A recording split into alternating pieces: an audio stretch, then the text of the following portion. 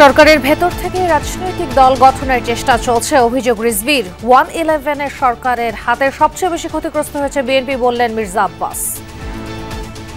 বিএনপিকে যারা ভিন্ন শিবিরে ঠেলে দিয়ে ফায়দা হাসিলের চেষ্টা করছেন, এটার পরিণতি কিন্তু ভালো হবে না। উপদেষ্টাদের মধ্যে থেকে চেষ্টা করা হচ্ছে যে একটা কিংস পার্টি করার, বিশেষ কোনো রাজনৈতিক দলকে তারা প্রাধান্য দিচ্ছেন। একদলীয় সংবিধানের অধীনে বহুদলীয় গণতন্ত্র অসম্ভব, মন্তব্য নাসিরউদ্দিন পাটোয়ারির। নতুন করে তৈরি করতে হবে বিএনপি সহ সব দলের প্রতি আহ্বান। মুজিববাদী সংবিধান, একদলীয় সংবিধান থেকে বের হয়ে আমরা বহুদলীয় সংবিধান রচনার দিকে আমরা অগ্রসর হই। উন্নয়নের নামে ২৬ লাখ কোটি টাকা পাচার করেছে শেখ হাসিনা সহ দোসররা। অভিযোগ, জামায়াত আমিরের দাবি তার দলের নেতাকর্মীরাই বেশি নির্যাতনের শিকার ছিল। আমরা বাংলাদেশের প্রত্যেকটা খুনের বোঝাচ্ছি, শুধু আমাদের নেতৃবৃন্দ না, আমাদের কর্মী না, যত মানুষ খুন করা হয়েছে অন্যায়ভাবে সবার বোঝাচ্ছি। ক্ষমতায় থাকাকালীন বাংলাদেশের প্রবৃদ্ধি নিয়ে মিথ্যাচার করেছিলেন শেখ হাসিনা, রয়টার্সকে ডক্টর ইউনূস। প্রশ্ন না তোলায় আন্তর্জাতিক মহলের সমালোচনা।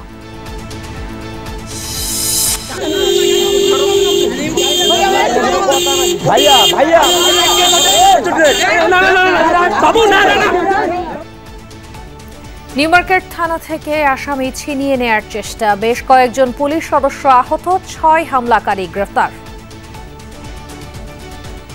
থানায় ঢুকতে দিবে না বা এরকম মানে আসামি ছেড়ে দিতে হবে, এরকম বিষয় আছে। এখন পুলিশেরও কিছু ইয়ে হয়, আহত হয়, এরপরে পুলিশ ডিসকাস করে দিয়ে এখন কিন্তু মামলা হচ্ছে। আহত হয়েছে আমাদের পুলিশের কোনো 7 জন আহত হয়েছে। চাকরিতে গ্রেড উন্নীত করার দাবিতে প্রাথমিক শিক্ষকদের পদযাত্রায় পুলিশের বাধা, শাহবাগে জাদুঘরের সামনে অবরোধ করে বিক্ষোভ। শতভাগ পদোন্নতির মাধ্যমে আমাদের শিক্ষকদের যথাযথ মর্যাদা প্রদান করা হোক। আমরা রাজপথে মরণপণ শপথ নিয়ে এসেছি, 10ম গ্রেড নিয়ে এই ঘরে ফিরব।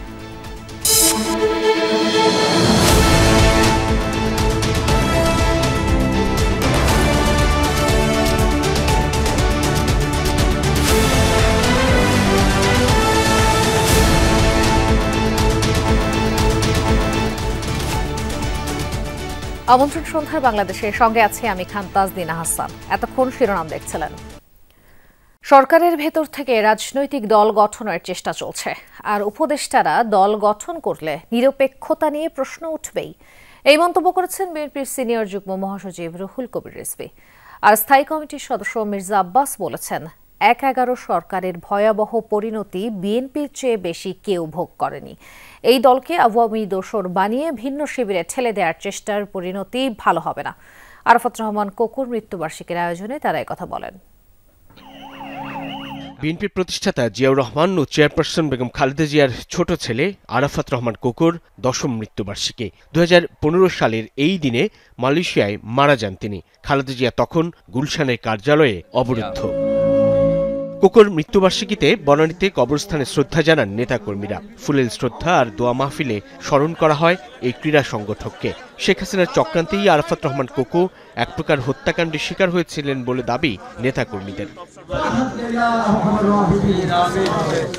এ সময় বিএনপির সিনিয়র যুগ্ম মহাসচিব রিজভী আহমেদ বলেন, উপদেষ্টারা কিংস পার্টি গঠন করলে রাজনীতিবিদরা সরকারের নিরপেক্ষতা নিয়ে প্রশ্ন তুলবেই। আমরা তো এও শুনছি যে সরকারের ভেতর থেকে কেউ কেউ রাজনৈতিক দল গঠন করার চেষ্টা করছে। তাহলে তো সরকারের নিরপেক্ষতা নিয়ে জনগণ প্রশ্ন করতেই পারে, মানুষ প্রশ্ন করতেই পারে।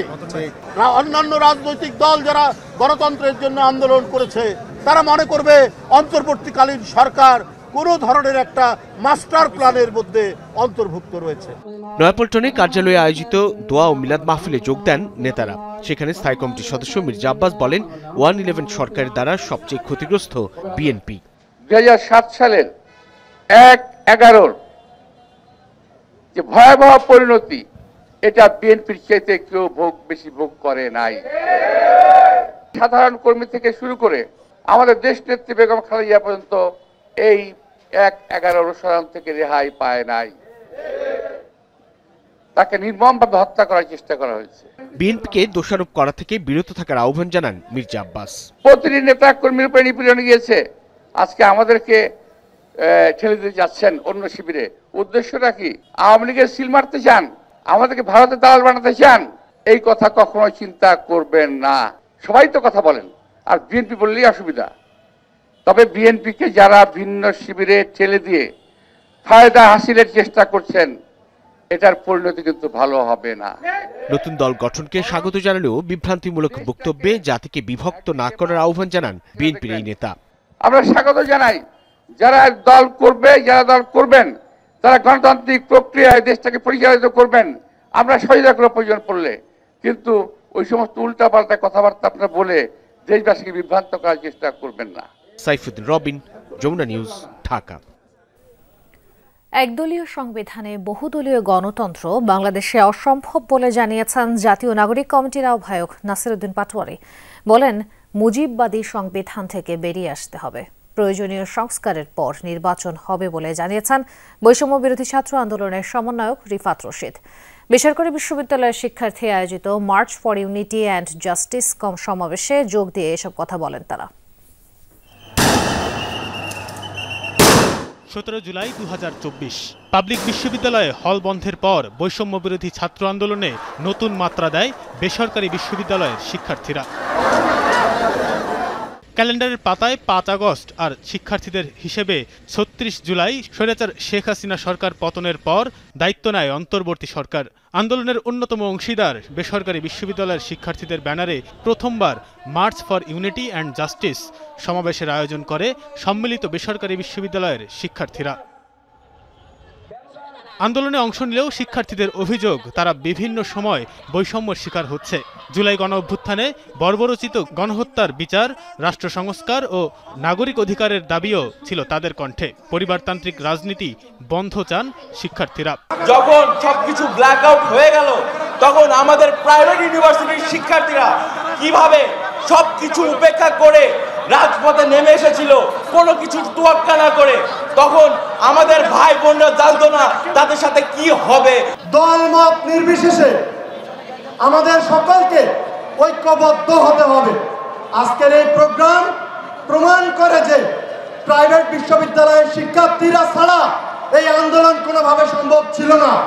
সমাবেশে যোগ দিয়ে জাতীয় নাগরিক কমিটির আহ্বায়ক নাসিরউদ্দিন পাটোয়ারী বলেন, একদলীয় সংবিধানের অধীনে বহুদলীয় গণতন্ত্র বাংলাদেশে অসম্ভব। বলেন, 72-এর একদলীয় সংবিধান নয়, প্রয়োজন বহুদলীয় সংবিধান।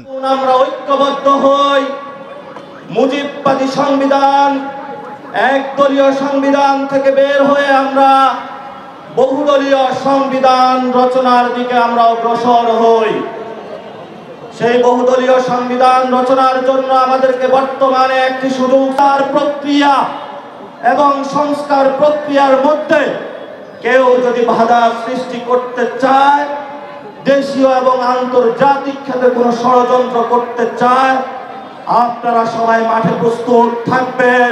বাংলাদেশকে পুনর্গঠন করার প্রত্যয় ব্যক্ত করেন বৈষম্য বিরোধী ছাত্র আন্দোলনের নেতারা। প্রাইভেট সহ সকল বিশ্ববিদ্যালয়কে সংগঠিত হওয়ার আহ্বান তাদের।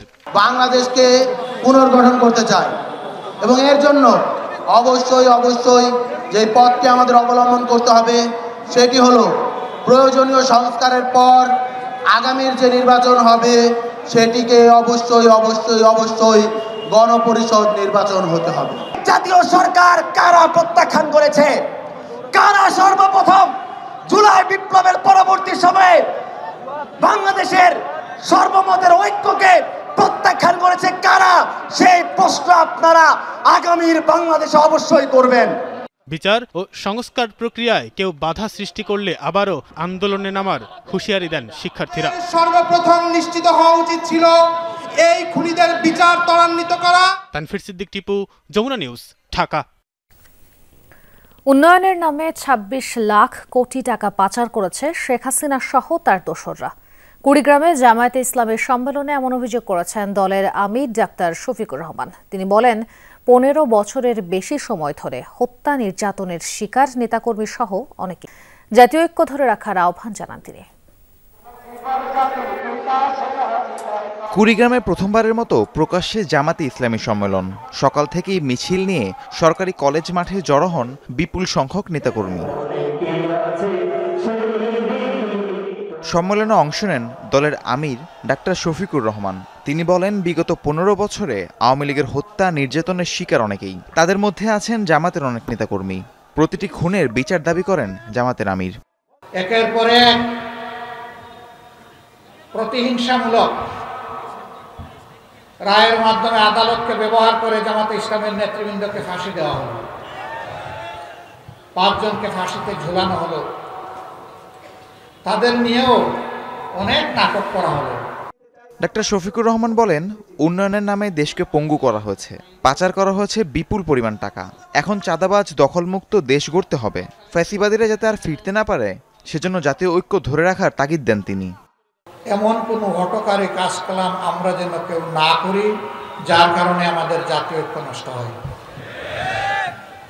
আমরা যেন কেউ চুরিচামারি না করি, চাঁদাবাজি না করি, দখল বাণিজ্য না করি, ঘুষের ভাগ না বসাই, মামলা বাণিজ্য না করি এবং ফ্যাসিজম ফিরে আসে, ফ্যাসিস্টকে আমরা যেন কোনো ধরনের আশ্রয় প্রশ্রয় না দিই।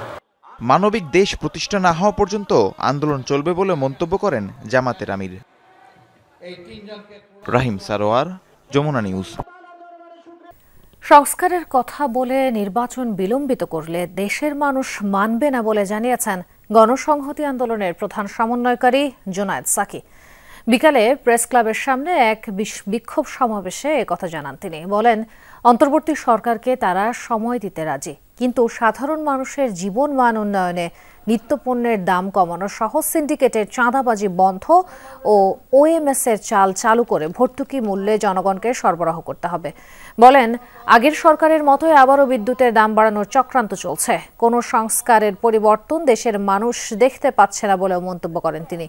এ সময় তিনি ভারতকে উদ্দেশ্য করে বলেন, বাস্তবতা যত দ্রুত মেনে নিবে তত দ্রুত সম্পর্ক সহজ হবে।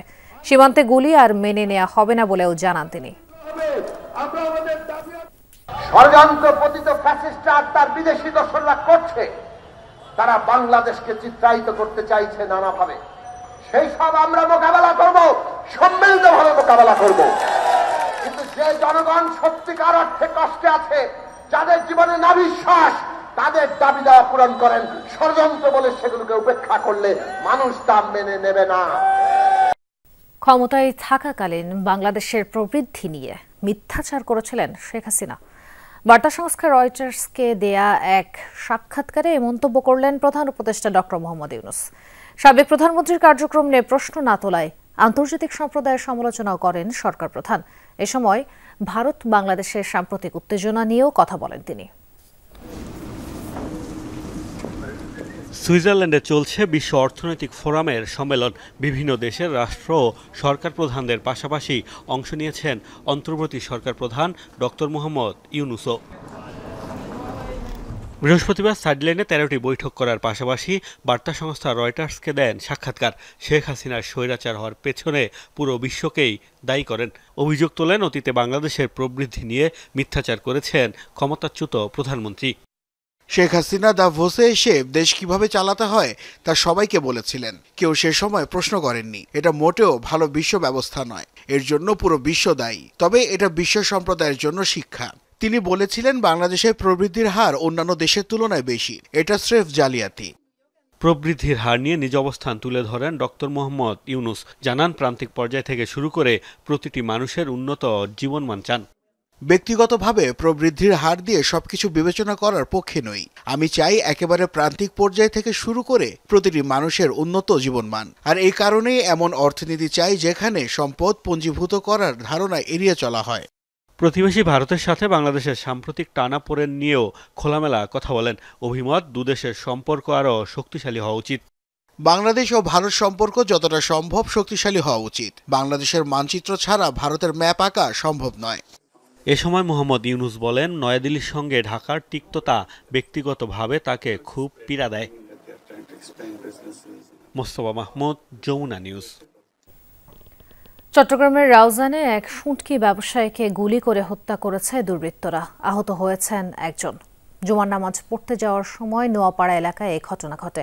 স্বজনদের দাবি, চাঁদা না দেয়ায় এই হত্যাকাণ্ড। গতকাল ব্যবসায়িক কাজে মিয়ানমার থেকে বাড়ি ফেরেন জাহাঙ্গীর আলম। মাতব্বরপাড়া এলাকায় তার মোটরসাইকেলের গতিরোধ করে কয়েকজন যুবক, ছুঁড়তে থাকে গুলি। এতে ঘটনাস্থলেই প্রাণ হারান জাহাঙ্গীর আলম। গুলিবিদ্ধ হয় সাথে থাকা মোটরসাইকেল চালক। ঘটনাটি খতিয়ে দেখছে পুলিশ। জড়িতদের গ্রেফতারে অভিযান চলছে। আমরা ধারণা করতেছি এলাকার সন্ত্রাসীরা হয়তো ওনার থেকে চাঁদা চেয়ে উনি যখন ডিসঅর্ডার করছে তখন ওনাকে খুন করছে পরিকল্পিতভাবে। পিছনে এখানে একটা গুলি রাখছে, আর যে বাইক পরিচালনা করছে তার এখানে একটা গুলি রাখছে। উনি ঘটনাস্থলে, আর উনি সুস্থ নাই, কিন্তু টিন ম্যানে আছে। কিন্তু এর সুস্থ বিচার চাই আমরা, যে করো এর উপযুক্ত শাস্তি হোক।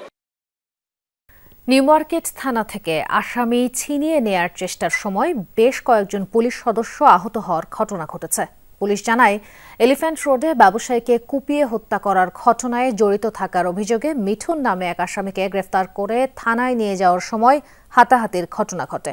এই ঘটনায় মামলার পর 6 হামলাকারীকে গ্রেফতারের কথা জানানো হয়েছে।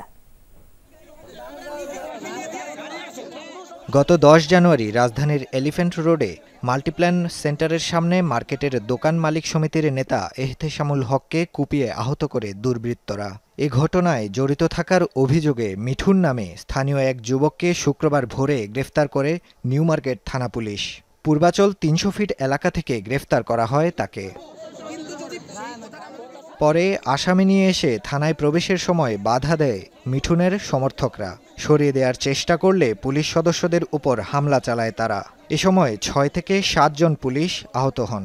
তবে প্রতিরোধের মুখে দ্রুত সটকে পড়েন দুর্বৃত্তদের অনেকে। ঘটনাস্থল থেকে গ্রেফতার করা হয় 6 জনকে।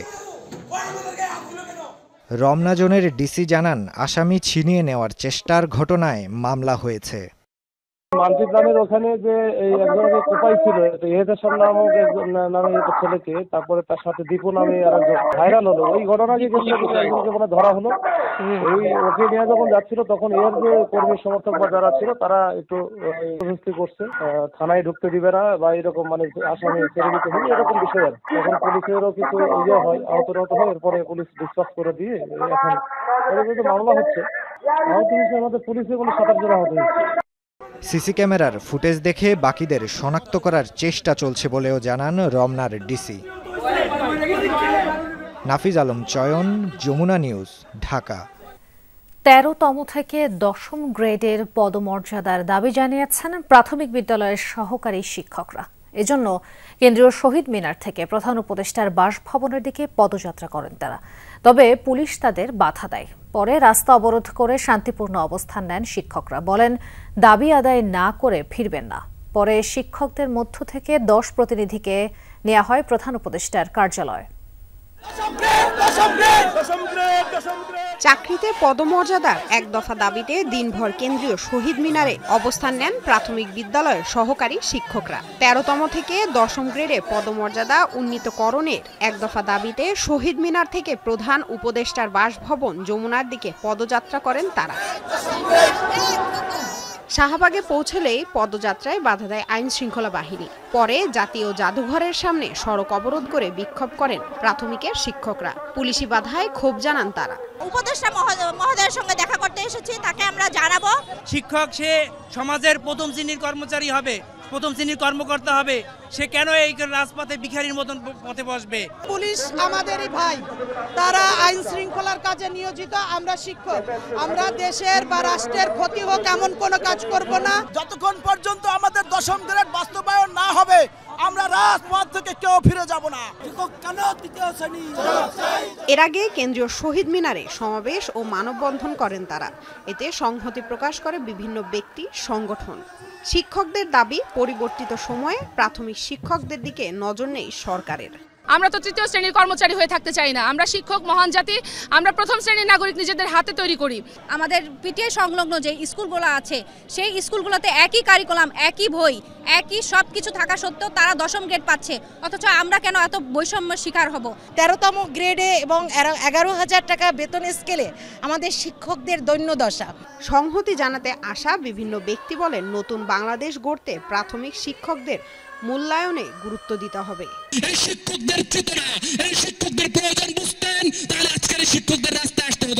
আপনাদের দাবি দেওয়া নির্বাচিত সরকার পরে এই সরকারকে করতে হবে। সচিব মহোদয়দেরকে বলবো, আমলাতন্ত্রের জটিলতা লাল ফিতার দৌরত্ব আপনারা দেখাবেন না। বর্তমান কাঠামোয় একজন শিক্ষক 13তম গ্রেডে বেসিক পান 11,000 টাকা, কিন্তু 10ম গ্রেডে সেটা 16,000 টাকা। লামিয়া তিথি, যমুনা নিউজ, ঢাকা। রাজধানীর মোহাম্মদপুরে ছিনতাই, চাঁদাবাজি আর কিশোর গ্যাংয়ের দৌরাত্ম্য নিত্যকার ঘটনা। রাতে তো বটেই, দিনে দুপুরেও বিপদে পড়ছেন এলাকাবাসী। বিশেষ করে ঢাকা উদ্যান, নবীনগর হাউজিং, চাঁদ উদ্যান, চন্দ্রিমা হাউজিং এবং একতা হাউজিংয়ে অপরাধ হয় সবচেয়ে বেশি। সব মিলিয়ে অতিষ্ঠ মোহাম্মদপুরবাসী। সহকর্মী আশিক মাহমুদের রিপোর্টে বিস্তারিত ছবি তুলেছেন আলমাস তপু।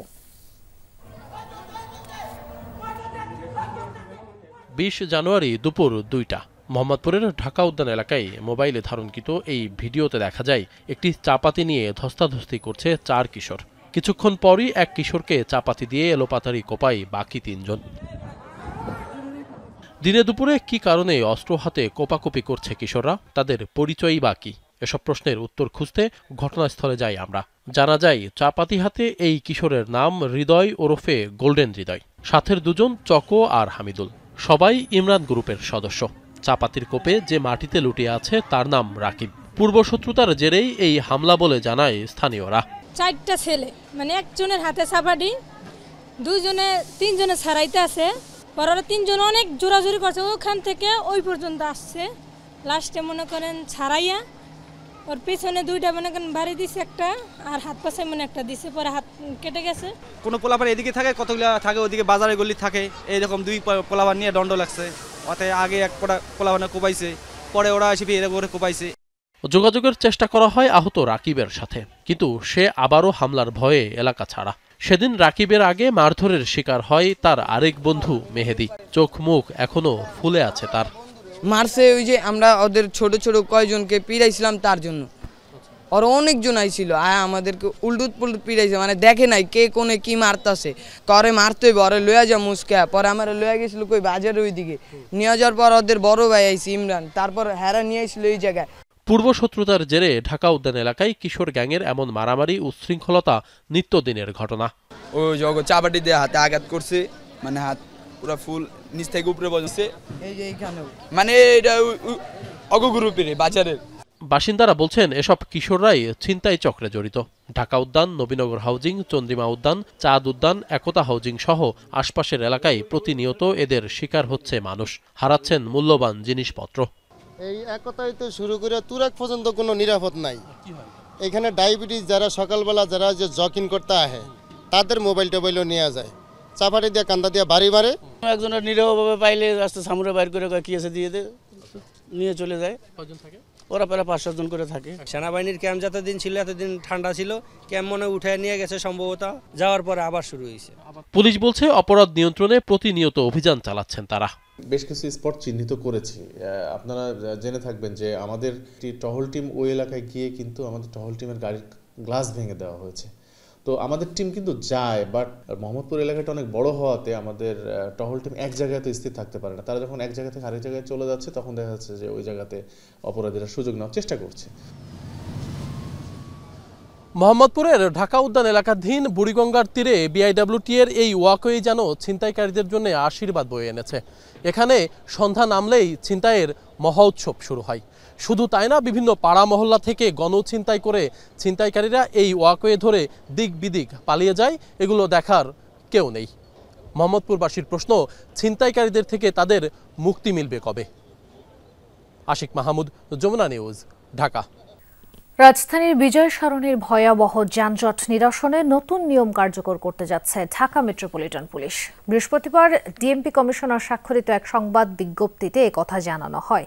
এতে বলা হয়, আগামীকাল শনিবার থেকে কার্যকর হবে এই নতুন নিয়ম।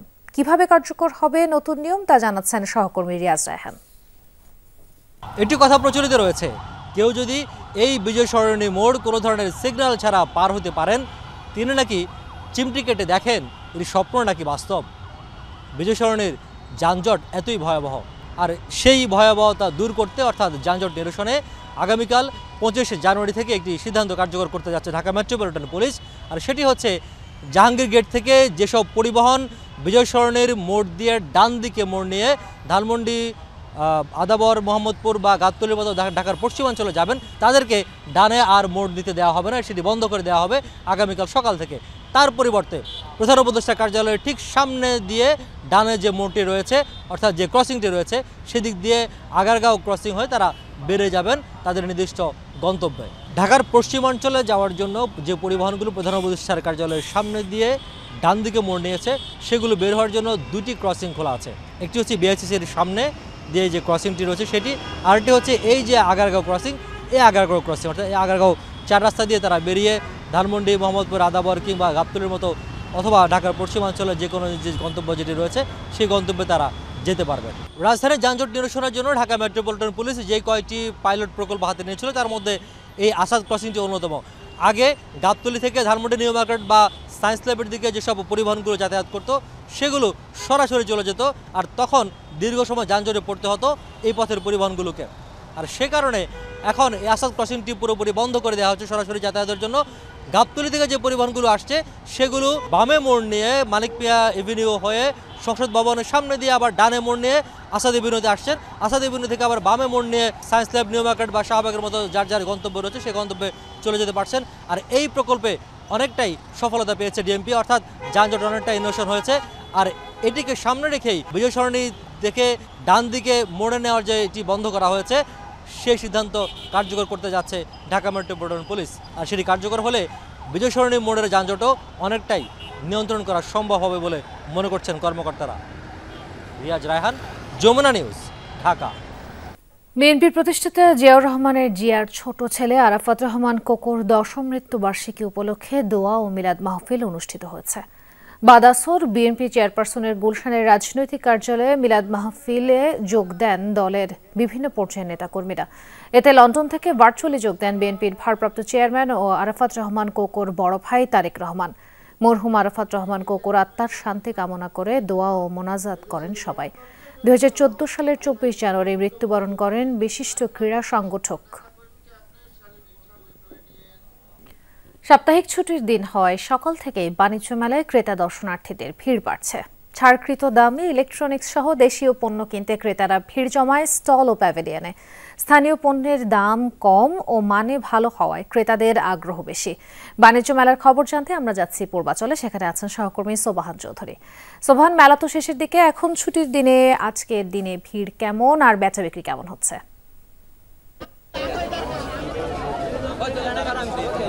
তাজনীন, মেলা প্রায় শেষের দিকে চলে এসেছে এবং আজকে বন্ধের দিন, সেই হিসাবে প্রচুর পরিমাণে ক্রেতা ও দর্শনার্থীর উপস্থিতি লক্ষ্য করা যাচ্ছে। আমি যদি একটু দেখাই, এখানে প্রচুর পরিমাণে দর্শনার্থী দেখা যাচ্ছে। ক্রেতা ও দর্শনার্থীর উপচে পড়া ভিড়।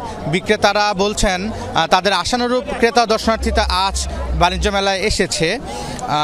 এখানে যারা আসছেন তারা বিভিন্ন স্টলে যাচ্ছেন, তাদের পছন্দের পণ্যগুলো কিনছেন এবং স্টলগুলোতে বেশ ছাড় দেওয়া হচ্ছে। বিশেষ করে ইলেকট্রনিক্স পণ্যের দোকানগুলোতে বেশ ছাড় দেওয়া হচ্ছে।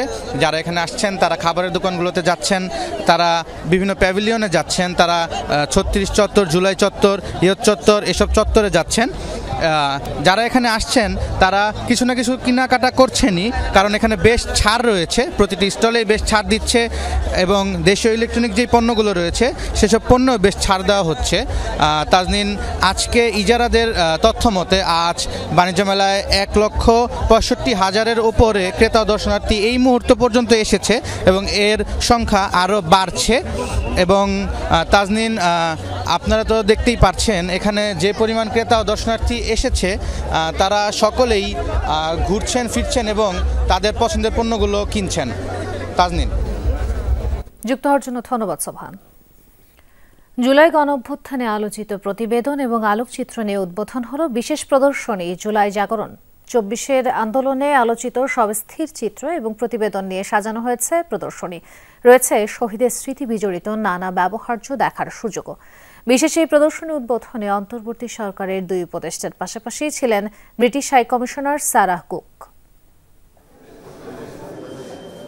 চব্বিশের আন্দোলনের নৃশংস চিত্র স্পষ্ট ফুটে উঠেছে এসব ছবিতে। নেহাতি স্থির চিত্র নয়, এগুলো এক একটি গল্প, অদম্য বাঙালির অপ্রতিরোধ্য সাহসের প্রতিচ্ছবি। বাংলাদেশ শিল্পকলা একাডেমিতে বিকেলে উদ্বোধন করা হয় জুলাই গণঅভ্যুত্থান নিয়ে বিশেষ প্রদর্শনী জুলাই জাগরণ। অনুষ্ঠানে উপস্থিত ছিলেন অন্তর্বর্তী সরকারের উপদেষ্টা সৈয়দা রিজওয়ানা হাসান, শারমিন এস মুর্শিদ এবং British high commissioner Sarah Cook. ৭১-এর মতো ২৪-এর ইতিহাসও যেন বিকৃত না হয়, সেই লক্ষ্যে অভ্যুত্থানের প্রকৃত চিত্র সংরক্ষণের আহ্বান জানান তারা। বাংলাদেশের শিক্ষার্থী সমাজের এই আন্দোলনটা একটা অভূতপূর্ব ঘটনা এবং এটা আমি সারা জীবন মনে করি যে এই জাতি শ্রদ্ধার সাথে, ভালোবাসার সাথে, আবেগের সাথে স্মরণ করবে। যারা যুদ্ধ করেছে তাদেরকে খালি হাতে ঘরে ফিরে যেতে দেওয়া হবে না। তাদের স্বাভাবিক জীবনে ফিরিয়ে আনা আমাদের সকলের দায়িত্ব। তাদের পুনর্বাসন করা, তাদের শিক্ষায় ফিরিয়ে আনা, তাদের স্বাভাবিক জীবন ফিরিয়ে দেওয়া কতখানি যে কঠিন কাজ সেটা আপনারা সবাই অনুধাবন করতে পারেন। অভ্যুত্থানের কাঙ্ক্ষিত বাংলাদেশ বাস্তবায়নে যুক্তরাজ্য সহযোগিতা করছে বলে জানান সারাহ কুক। বাংলাদেশের সাধারণ ছাত্র জনতা, বিশেষ করে তরুণ প্রজন্মের আত্মত্যাগকে স্বীকার করে যুক্তরাজ্য। বন্ধু রাষ্ট্র হিসেবে এই আন্দোলনে আহতদের চিকিৎসায়ও ভূমিকা রেখেছিল দেশটি। বাংলাদেশের সাধারণ মানুষের জন্য গণতান্ত্রিক ও একটি সুন্দর রাষ্ট্র গঠনে অন্তর্বর্তীকালীন সরকারকে সহযোগিতা করে যাচ্ছে যুক্তরাজ্য সরকার।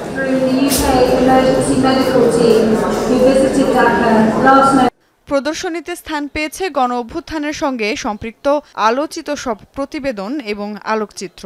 সেই সঙ্গে ৬ জন শহীদের ব্যবহৃত একাধিক খুঁটিনাটি জিনিসও রাখা হয়েছে এই প্রদর্শনীতে। এ সমস্ত জিনিসে এখনও মেখে রয়েছে শহীদদের তাজা স্মৃতি। ৮ দিনের এই প্রদর্শনী শেষ হবে ৩১ জানুয়ারি। সুমাইয়া ঐশী, যমুনা নিউজ, ঢাকা।